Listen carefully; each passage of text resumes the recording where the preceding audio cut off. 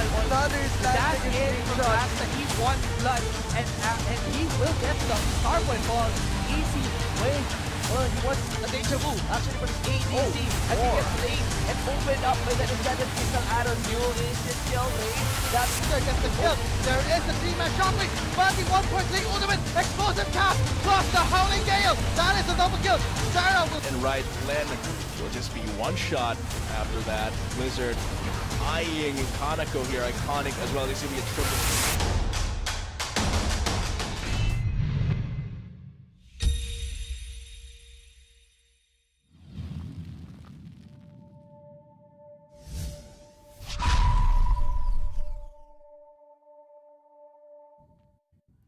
And welcome back, Summoners. We are now on the third game here in the Interconference Battles for the Group B at the LCL 2017 Spring Term, of course, powered by Lenovo, and we're going to be your shoutcasters. Ako po si Shinbu with a 1, 4, and I, and my partner here is going to be Coach Arctic. Ladies and gentlemen, we just came in from that fight, second match, UCC versus LCL Dasmo. What happened in that game? Wow, you know what? UCC actually, I gotta commend them. They actually came into this game a bit more wonky with the composition, but going into game 2 they definitely had a bit more of a solid composition. But again, as I discussed with Raph earlier, it doesn't matter how well-rounded, how excellent your composition is, if the execution isn't there, then it doesn't quite work. And I felt like UPLB definitely capitalized on a lot of the mistakes, a lot of missed skill shots from UCC as a result, and still definitely a well-deserved victory for DLSU. Definitely starting this Interconference series very, very strong. Yes, and my sentiments here falls heavily para sa UCC kasi ang sunod nilang kalaban would be, you know, Oblation Esports. Exactly. Another 2 set of games.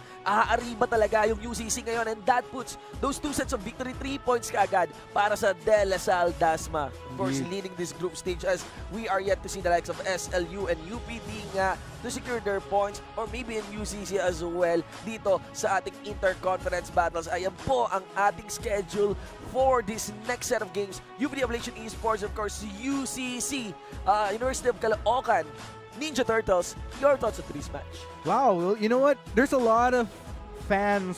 There's definitely a huge fan base for UPD right now. I feel like this is finally the split where we see them skyrocketing. I mean, like, split per split per split. We've kind of been hoping for UPD based on the roster that they have to just kind of go out. But yeah, they're finally showing up, and we'll just have to see how that consistency goes for them going into this next match right here. Yes, and before we head on, and of course, digest this 10-man system drafting phase para sa nanalo ng ating Search and Win promo, ladies and gentlemen, it's gonna be Mark Yancy P. Sardania. Congratulations, nanalo ka ng mystery gift for answering pang-ilan yung third Drake mula doon sa ating Game 2, and that is the Mountain Drake. So guys, sa mga summoners natin, mga viewers natin, again, watch closely the stream. Share nyo na yan, okay? Para sama-sama tayo dito in winning and participating as well for the Search and Win promo. May lalabas po na code dyan. Get into that link. As you watch that game, magtatanong po kami kahit kami hindi namin alam. Magtatanong kami, pero as casters, hindi namin alam talaga yung lalabas na tanong po dyan. It's a detail of the game. Might be the first blood, pang ilang Drake may be, or the kill streak, or the itemizations, any element of the game. So, maging ready po tayo. Open up a tab para ready na kayo mag-type kaagad ng link. Exactly. Ayan, and increase the odds of you winning that mystery gift, ladies and gentlemen. So, for the bans and for the picks here, what are your thoughts? Ayan na nga. So, first ban actually. So, no surprise, they're gonna be banning out the Lulu. So, Lulu, very strong support sa over the past patches talaga eh. Yes, mula 7.5, yes. Tapos, no surprise, yung Gragas, actually, I gotta commend Rafael kasi kahit unfortunately nag-0-2 sa previous games, Rafael actually did somewhat well sa Gragas pick niya nung previous game. So, and I guess overall, UPD doesn't want to have to deal with that type of Gragas coming in from Rafael. So, no surprise, banned outrights again. Oriana, so of course, the other bans are gonna be the Lee Sin, Kled, tapos Ivern naman for UCC. So, no surprise again. Very standard, I'd say. Ivern, I'm actually surprised Ivern gonna be banned out. Pero then again, better not deal with better not take that risk at the end of the day. So yeah, going into the picks naman, Iconic, right away, gonna be locking in that Caitlyn for Blizzard. So yeah, I'm definitely expecting a lot of good plays here from Blizzard, considering that they are going to be prioritizing that Caitlyn.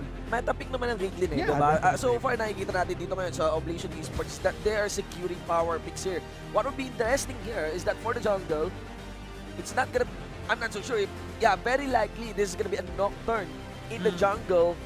Yes, with the Cassiopeia getting locked in, and the Graves will be put in the bot lane. That's what makes this composition of the Ninja Turtles very interesting now. Yes, go Ninja Turtles indeed for UCC. So, wow, we're going to be seeing a Graves AD carry for UCC. That's something, so I haven't seen that in such a long time. So, like, probably way in the past. Yes, and that's going to be a problem kasi para maging in range ka ng auto-attack ni Graves, sobrang mas mahaba yung range ng death sentence, and even actually pasok pa sa range ng Flay yung auto-attack range ni Graves, and ang taas kasi nung aggression na pwedeng mailabas dito at damage output din ng bottom duo ng UPD Oblation Esports. Mentioning as well yung kanina pang binabanggit ni Sir Raf, Vladimir, very strong pick, and now in the mid lane na nasa kamay din ng Oblation Esports. Actually, and yeah, I mean, plus the fact na you mentioned with the range of the Graves, medyo short, within the range of the Thresh, plus the fact that you're up against a Caitlyn pa na sobrang layo talaga. Ayun Yeah. talaga, mapapunish ka. Actually, pasok ka sa range, hindi nung Caitlyn auto-attack, hindi lang nun, kundi nung Yordle Snap Trap. There That's you the problem. go. And alam natin na napakasakit kapag nakatapa ka ng Yordle Snap Trap, not just on the crowd control that it gives, but also the crit box. So yeah, I guess sa game na to, ang laking alalay ng kailangan na ibigay ni Raphael sa bot lane ng UCC, kasi kung hindi, sobrang malalamangan sila ng both ng Caitlyn at ng Thresh ng UPD. And knowing the bot lane duo that UPD has, it's something they have to look out for so hard. Tapos, take note guys pa, Caitlyn was the first champion locked in para sa game na to. So, blind pick na yun, ha? Yeah, exactly. That was a blind pick Caitlyn. So, they have a lot of confidence in Blizzard going into this game with that Caitlyn. So, UCC has to look out for that. Or either wala silang tiwala sa ibang champion. Pwede rin, both ways. Pinwersa, pre, pilihan na kita ng champion, ha? Ayan na Caitlyn. Biglang gumano. No? Imagine playing solo queue. Tapos, parang hindi ka pa naman yung first pick, pinilihan ka ng champion ng kakampi mo. Parang hindi mo lang, no? Lala. Ang tindi, may tsako niyan. Sabihin mo, wala akong champion ng gusto mo. Anyway, ladies and gentlemen, again, nasa Interconference battles na tayo. Sobrang lakit, sobrang tagal nung pinagmulan natin dito sa ating 2017 Spring Tournament. Mula sa 48 teams, at actually hindi lang po yan 48 teams eh. May mga qualifiers pa yan eh, kada school, di ba? Mula doon sa conference series natin, and now we get filtered to the 16 teams, top 16 teams dito sa ating Interconference battles, down sa susunod natin na playoffs, semifinals, and at the conclusion, Rampage 2017. Ladies and gentlemen, kita-kits tayo lahat na summoners doon in witnessing. Actually, hindi lang yung LCL finals yan. Meron din PGS Summer Finals yan, meron din Cosplay Clash, and so much more. Indeed. A big celebration day para sa mga summoners, para sa mga Filipino summoners. Very exciting talaga. Parang ito kasi parang pinaka-culmination ng whether casual player ka, if you want to go competitive, or if you're just a fan of LoL for the lore. Parang ito yung moment na magkakaisa tayo, makakapagsama-sama tayo na enjoyin at i-celebrate ang ating common game. Nasa ano na yan, kultura exactly. ng isang Pinoy summoner. Ayan, so we gotta be another view again of the drafts here. Ay, gusto ko ngayon malaman, what about the Cassiopeia? Cassiopeia, wow. Miasma, let's go ahead and weigh things in. Definitely there's gonna be some level of mobility once she lands those Qs. But as far as let's put it into the perspective of Miasma. Sure, it actually grants a little bit more consistency as to making sure that, let's say if they decide to focus on Veer, like if they get the Miasma at the right timing, just when Veer is about to plan to go in for a rappel, then he won't be able to escape right that easily. So that's actually yung caliber na. Yeah, there you go. Caitlyn, if I'm not mistaken, that is actually stopped by the Miasma. If I'm not mistaken, okay. Mentioning as well yung follow-up dito na Thresh Play. That's one. Actually, Miasma, in my opinion, is one underrated na blocker or skill na available nga dito sa Cassiopeia along with the steadfast presence, you know. mainly, if you stop a main initiate or main form of initiate sa isang team, napaka-rewarding nun para sa Exactly. And it's actually a good pick. I mean, like, kasi para sa akin, admittedly, I'm such a fan of the Cassiopeia because of the unique mechanic na meron siya because of the miasma. If you're gonna look at the composition that UPD has, 4 out of 5 members actually have a skill that could be cancelled out just purely based off a well-timed, well-positioned miasma. To the skies. There you go. Yeah, exactly. Yung to the skies pa ni Jay. So there's a lot of ways that UCC could potentially utilize it. But at the end of the day, it all depends on how the teamwork plays out. And knowing UPD, ang lakas kasi talagang teamwork nila. And based on who I've been seeing on, because syempre, we kind of get a glimpse of how they prep for on social media, but hold that thought muna tayo as we go into the Rift. Ladies and gentlemen, this time it is Game 3 once again, Interconference Battles na to ng ating Group D here at the Lenovo LCL 2017 Spring Term. Once again, patuloy na nakikibaka ang University of Caloocan City, this time facing a new challenger, quite a formidable one. It's gonna be UPD Liman, Oblation Esports. Yan na nga po. The pressure is actually on for UCC.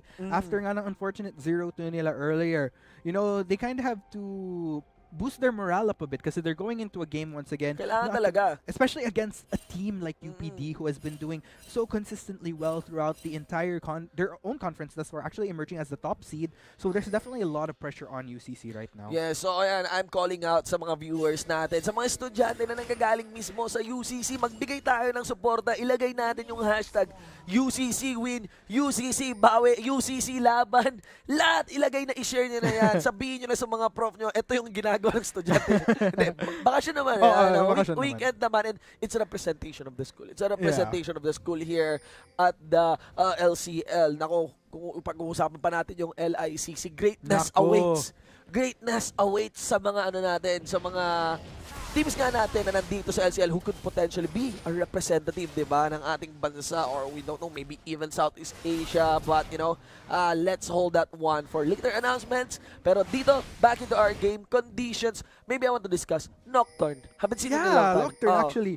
Tsaka, wow, I mean, as far as what I can see, maybe let's tingnan mo natin yung mga potential which lanes are gankable. Okay, sige. So, as far as mid lane, it might be trickier kasi it's a Vladimir. Kasi let's say even if you exert a lot of damage, he still has that pool for the last resort of escape.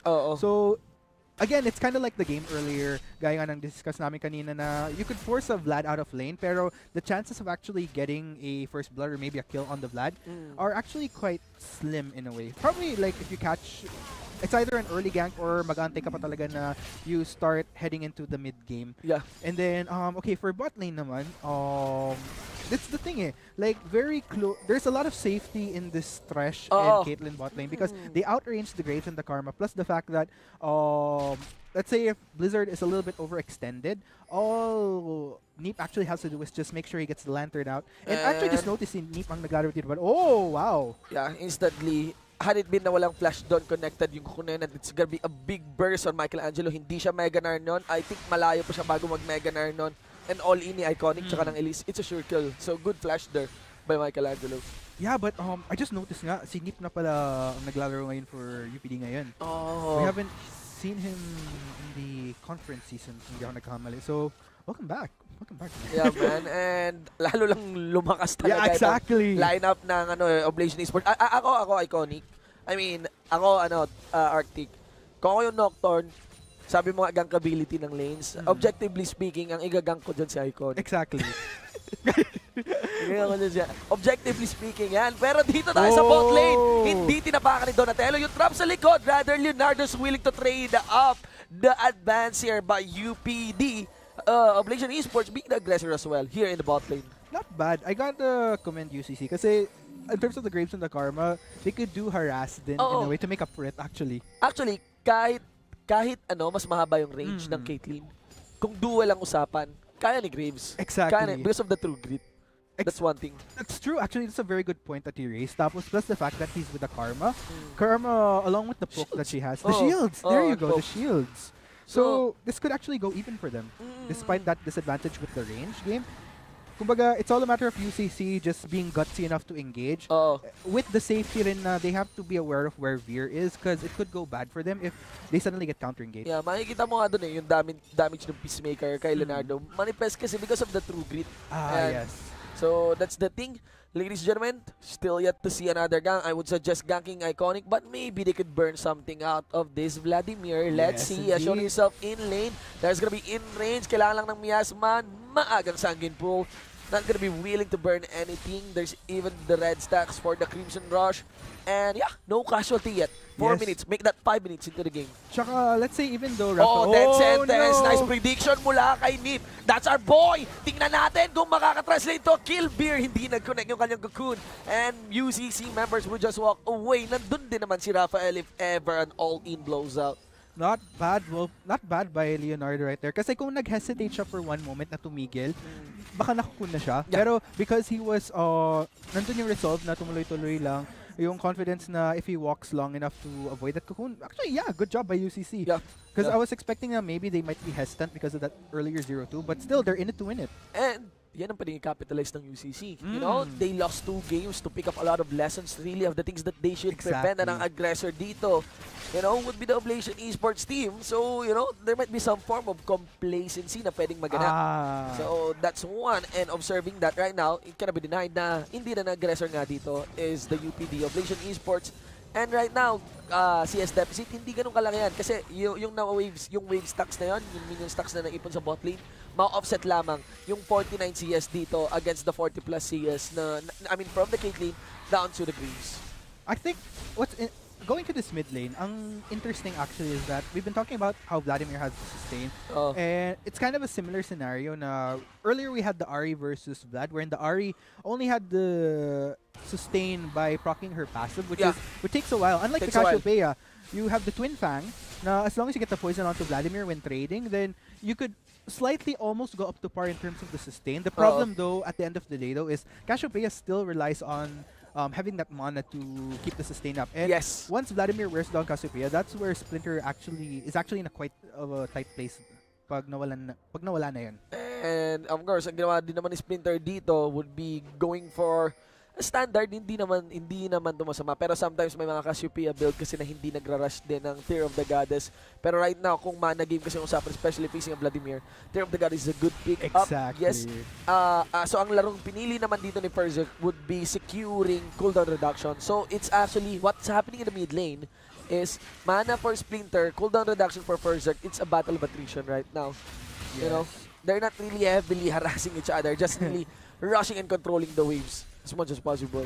Very interesting actually kasi we were talking about gankability ng Nocturne sa UPD side. Let's go talk about where Veer actually shines. As opposed to UCC, they actually have limited options as to who Nocturne can gank in the early phases. For Veer, it's actually a completely different story because of the fact na UCC actually has a lot more gankable members in a way. Michelangelo only has that jump when he's in the little ordinary Gnar form to escape. Splinter technically is only mobile if he manages to poison someone. If there's some form of fancy footwork na galing sa UPD, that's where it gets tricky to gank that Cassiopeia. And then yeah, UCC as well. Just the fact that they're in short range, they're at a disadvantage because they have to be in those fights in a way to make sure that Graves doesn't fall behind in terms of farm. And I gotta commend Leonardo because he actually isn't. Like 67, 64, good. So far, very well played by UCC. Like, they're actually exceeding expectations right now. Yes, man. Kasi may level 6 power spike ang UCC dito, Cassiopeia ult is available, Nocturne ult is available. It cannot be denied. May mataas na gank ability nga dito ang Elise early on. Pero pag may ult na ang Nocturne, alam na natin yan, it's a point and click skill. Duel time, ladies and gentlemen. And that's gonna be Nip putting in the box. Donatel is doing what he can, and everybody from the UCC bottom 2 is willing to take up the trade. Of course, Donatel blocks that ace in the hole. Still, UPD is the one who steps up from that 2v2 in the bot lane. Very well read by UPD. Nakita nga nilang si Leonardo actually very low on mana. That was their cue moment na, okay, this is our time to go in hard. And it actually paid off. Sure, it didn't translate to a kill, but at the end of the day, that's UCC forced to go back. And that actually gives a lot of room for Blizzard to just farm up a lot of freedom there. And yeah, again, very well played. This is definitely expected from both Blizzard, lalo na sinip na yung support niya ngayon sa game na to. 9 minutes, 19 seconds, ladies and gents. Wala paling first blood sa laban na to. Or might be a very different scenario. There's a is that a double buff? I think there's a blue buff for that Elise as Raphael is in range. Still not rushing things as he saves up that paranoia. Yes, indeed. And on a positive, that does give information to UCC na Elise is towards that bot side. So it does grant the UCC yung bot lane ng UCC a little bit more safety knowing where the Elise is on that map.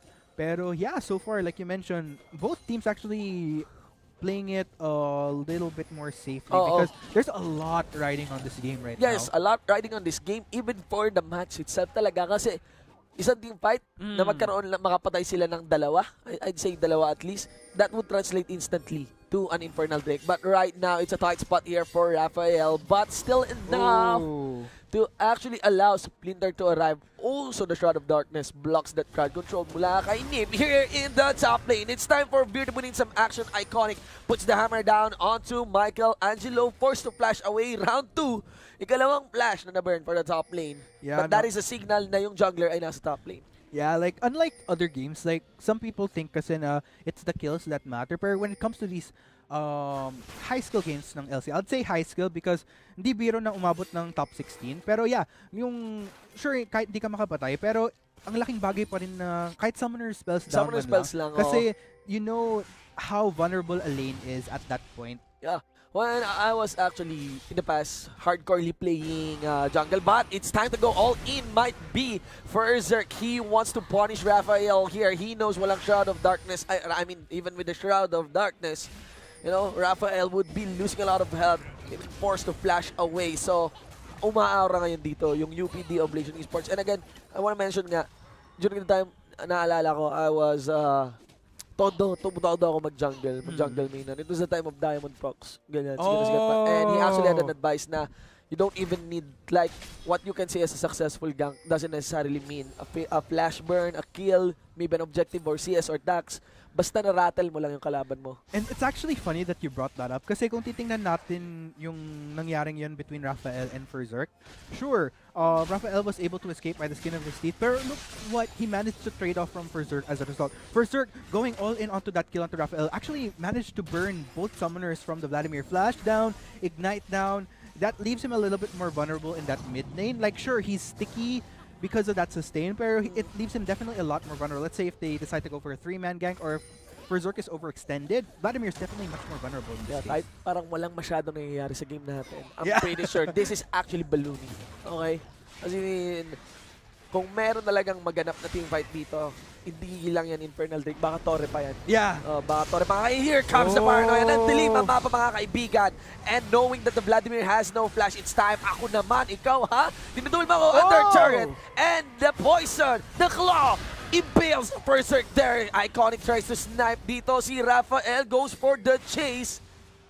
Seems that the antagonists from the Guardians of the Galaxy will just flow or walk away. It's the first blood in the hands of UCC. Very well played by UCC, right? This is what I'm talking about. The smallest things, the smallest information, knowing that both summoner spells were down from Ferzerk. They know that he was in a vulnerable position. And as I was saying, if Ferzerk was overextended, that was their opportunity to go for a gank. And the synergy between both Raphael and Splinter, so well played. Commendations to UCC right there. Very intuitive.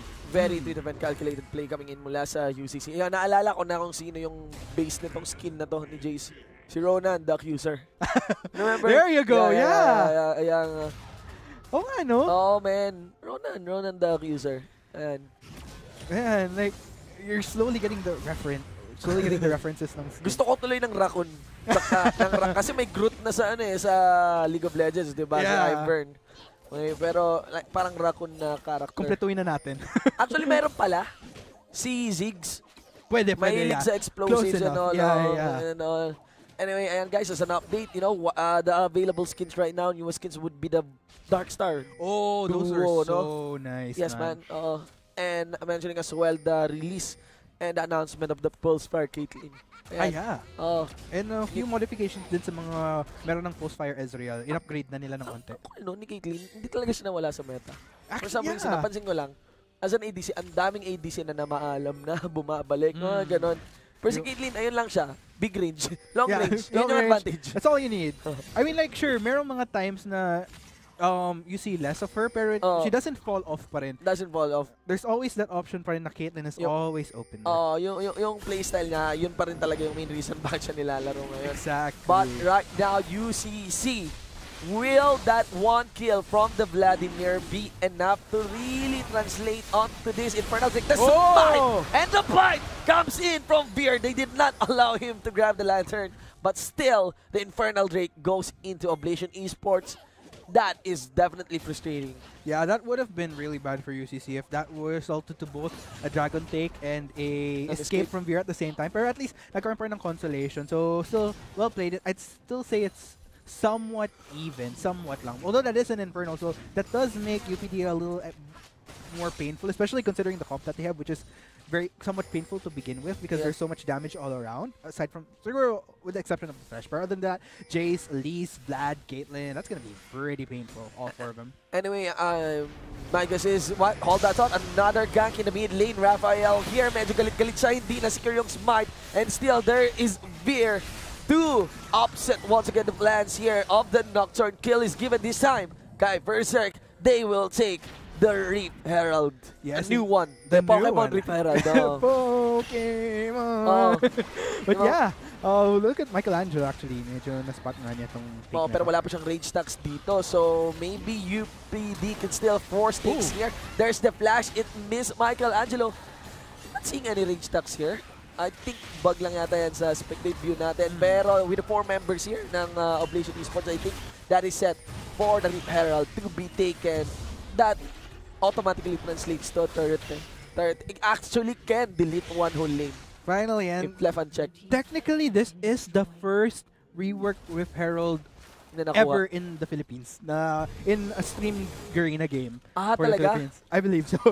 Because like, even during the first game between UCC and UPLB, walang na-take na Herald kanina. So yeah, this is actually... Maganda yung Herald ngayon.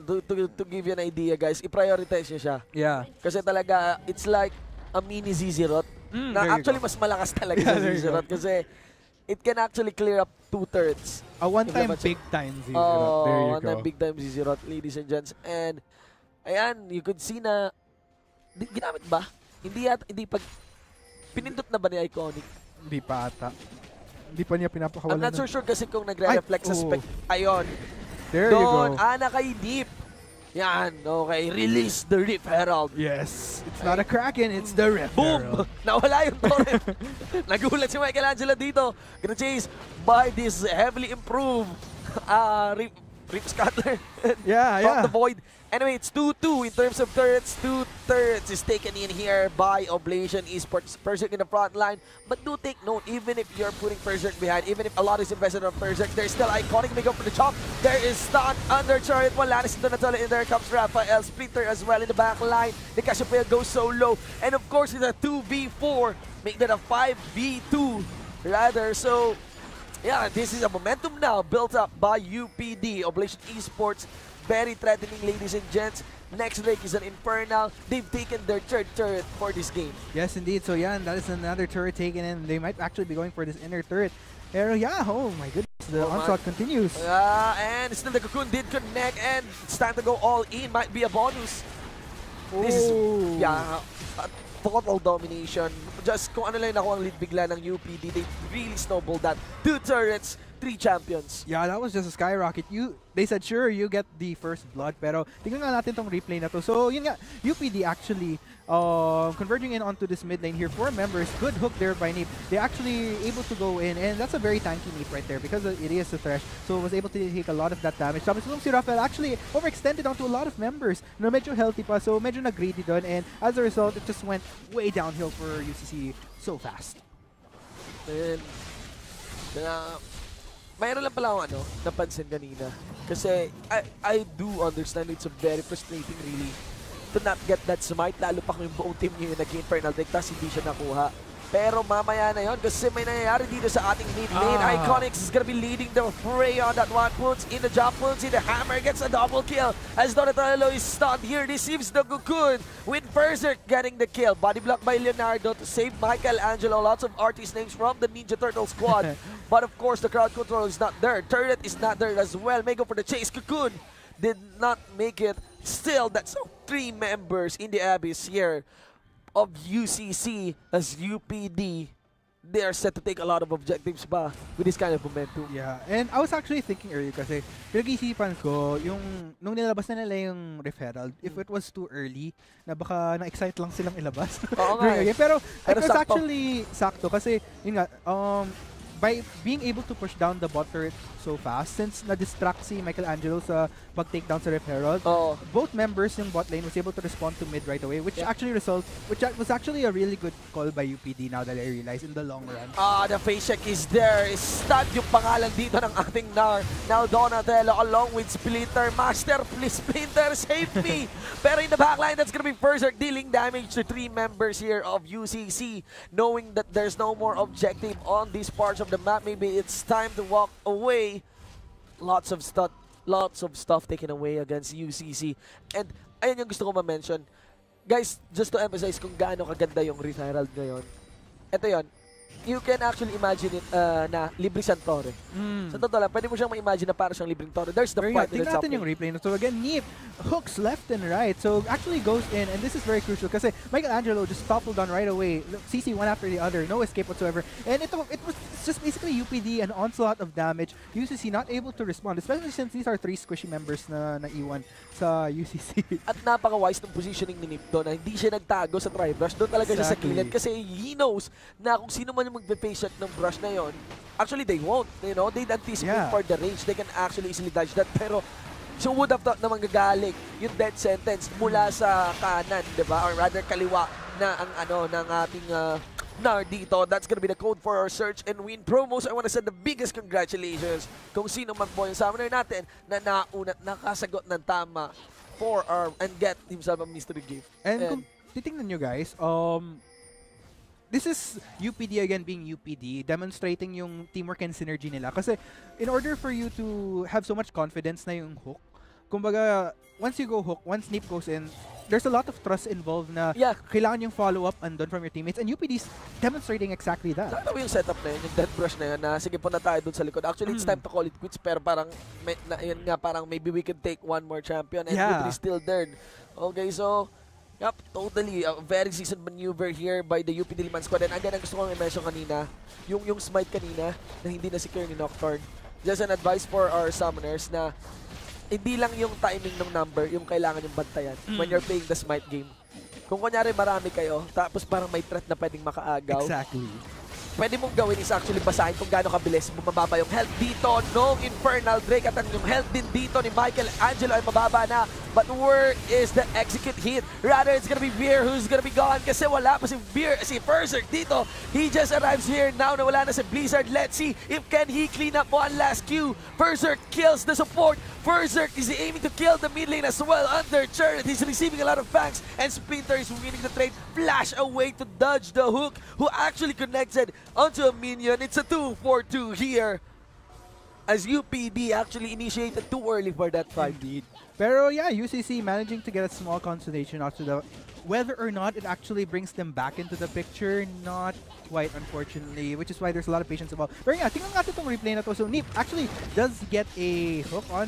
The problem is that UPD, unlike earlier, ito yung hindi sila sabay sa onslaught, kaya hindi sila naka-take down agad ng target. So, ang nangyari dito, UCC actually able to turn things around a bit and in exchange actually gets 2 members. Si Blizzard nga yung sumunod na casualty, quite in range, considering the long range, a little bit in too deep. So yeah, as a result, Berserk actually trying to get some form of rest back, but at the end of the day, it just went equal.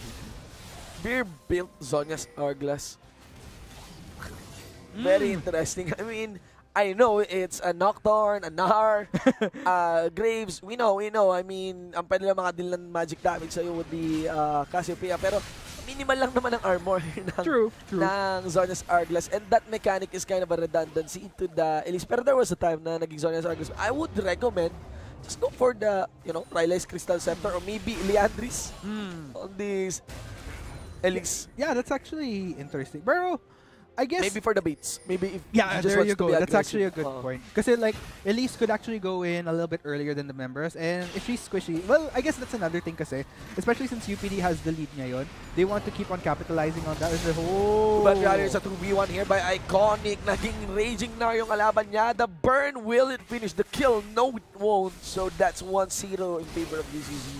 And yeah, there we go. So everything is back on the board here. Yeah, 12-6. So UCC again, they just need to slowly maneuver themselves up. If they can manage to kind of slow UPD down as far as the lead that they have, then they do have a chance at getting back into the game. Because still, there is a 5,000 gold-ish deficit, leaning towards 5,000. So yeah, they could. Again, like UPD, they have, unlike earlier where there's a lot of resolve, they have been making, hindi naman very, very minor, small mistakes. So UCC can capitalize on that, pero to what Si cost? Iconic lang naman yung nagka-mistake. Yeah, Objectively speaking. Iconic. No, joke. Actually, sobrang antas ng lead ngayon ni Iconic to the point that he actually has the freedom to build QSS. 4-1-5. Yeah, 4-1-5. Tsaka, wow. I mean, this is just UPD being UPD at this point. I mean, like, there's no other way to put it. Yeah, pero again, this is a Nocturne eh. Yeah. Nocturne, Nar, Graves. There might be a scenario na magkaroon ng malaking win yung UCC. And if they decided to push turrets, they can, man. Ang taas ng damage nila sa torre. Okay? Let's see though, the chase is on here. Redemption to set up, but maybe just to sustain members here of UPD. There's going to be a standoff happening here for the right side jungle. The Bucks would be scaling so good on this choke point as the rest of the members ng UCC. CIZ noon dito nila Iconic kasama na rin. Siyempre, New Beer because in the bottom lane, what is happening is going to be Michael Angelo pulling off a split push against the turret bottom inner of UPD. It's a call for the Baron by UPD. Oh man, that Baron is going to be so juicy. Just establishing the lead that UPD has, and wow. But yeah, again, there's somewhat of a trend, but ooh, there's goes the teleport. Yeah, there's the big ward. It's time to go in still. It's going to be Veer securing this mine. This time it's a full-blown fight, ladies and gents, and the turret has been destroyed in backline. Berserk bloods in para ma-reach si Donatello dito, pero nawala na si Michael Angelo along with Raphael. Gets stunned, receives the cocoon, puts in the fight. Berserk is godlike. Oh man, UPD, again, this is just a game that may potentially be finished at this point. With that Baron buff especially, I'm expecting just UPD gonna topple down all those objectives with the advantage that they have, and I don't think UCC has quite the right tools nor the enough of a lead. I wouldn't even say lead, like they're not quite up to par with the where UPD is right now in terms of leveling, in terms of items. So let's go ahead and check this out. So ito nga, may certain attempt, a good try though from UCC. Raphael actually tries to go for the Baron steal. It's just that at that point, UPD with that Baron take just turn things around so quick because of the lead that they have, and lalo not UCC, actually not enough members there. So yeah, again UPD being UPD. Yes, man. Actually, pwede sana mamatay si Beard with a QR sa may Baron pit, but yeah, it's already a cleanup squad there by UPD. Adding to their collection, it's another badge from the Dragon Pit Gym, second Ocean Drake, along with one Infernal Drake. The gold deficit here is 9k, along with the Baron na sinisimulan pa lamang yung kanilang power play para, just asserting more and more of this lead. And if I have to honestly, like, everyone on UPD is shining right now, but if I have to peg it onto one person who's been crucial to actually like securing all these kills, 100%, the consistency, the hooks. Neep, my man. Yeah, wow. I think it's Neep. Yes, definitely Neep. I mean, like, almost like 95% connecting on those hooks throughout the game. And might be spamming yung bagong game mode, yung puro dark side. yeah, there you go. There. Nahasa sa hooks. Yun yata yung mode pinagagawa ni Nip. Akala nyo on purpose to? No, nahasa lang talaga siya sa setup. So, alam nyo na yan, mga kaibigan, available po yung game mode na yun. Okay? So, right now, standoff done here by UPD. There's also the trap light, so hindi basta-basta makakalabas mga membro dito ng UCC. The problem here is actually this is a Caitlyn pushing. Kailangan mga setup ni Michelangelo. They know that the rage meter will be available. Redemption, maybe to start the fight. The light bar is there. The Mega Nard is there. What will happen? What can be done?